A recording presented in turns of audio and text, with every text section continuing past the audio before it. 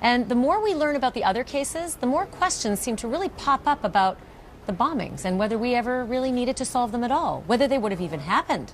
Questions that range from very troubling to downright shocking. My guest has uncovered reams of new and surprising information in a piece that she reported for Boston Magazine. Susan Zalkind, I want to start with the first question, and that is this. This is an exhaustive piece that I have read by you. It's in this issue of the magazine.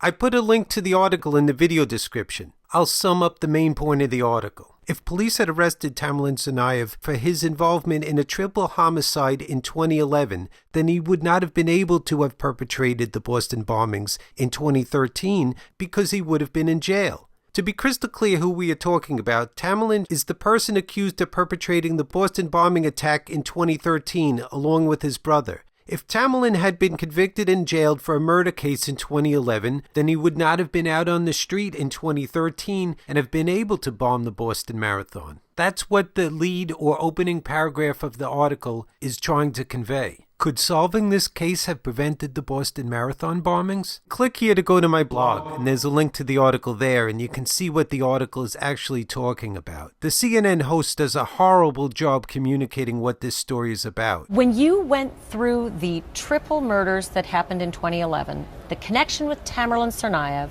the connection down to Todashev, the suspect in Florida, and his friend's girlfriend, the FBI, etc., did you find out something that the rest of us hadn't pieced together, that perhaps the Boston bombings may never have occurred?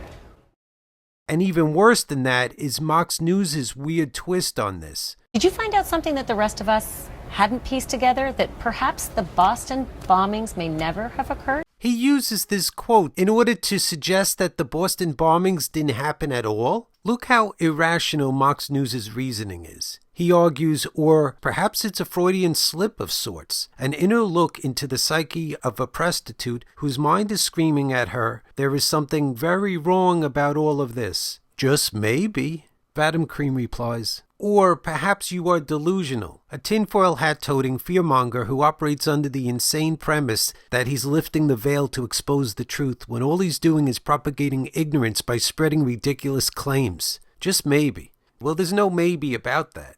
This person complains, Michael, I know you have a lot of batshit crazy followers and they'll accept whatever BS you push, but don't you realize that the vast majority of non-indoctrinated viewers are going to see right through your attempt to mischaracterize the quote you are using for the title of this video? This is shameless dishonesty on your part. Look at Michael's response. He's trying to make a point that this is a Freudian slip and that she's revealing some hidden truth where apparently he thinks the Boston bombing didn't occur at all. Why are we going into these Freudian slips and maybes and weird twists when there are concrete proofs of wrongdoing at the highest levels of our government that have yet to be prosecuted? I pointed out that the war crime of starting a war against Iraq and the reason given repeatedly is a provable lie. Why don't we focus on reality? As people point out, he's distracting people from real issues. It's a disgrace that the promise of the internet is being squandered by so much irrationality. Look at this, over 12,000 views.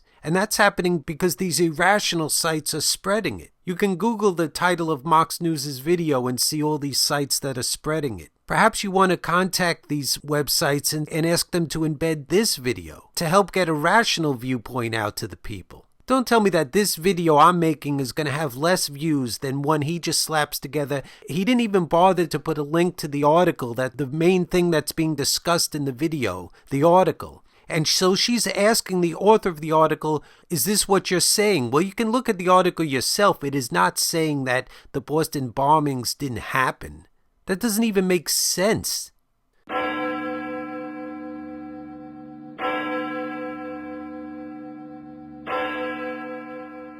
Please use the tools below to share this video with everyone you can.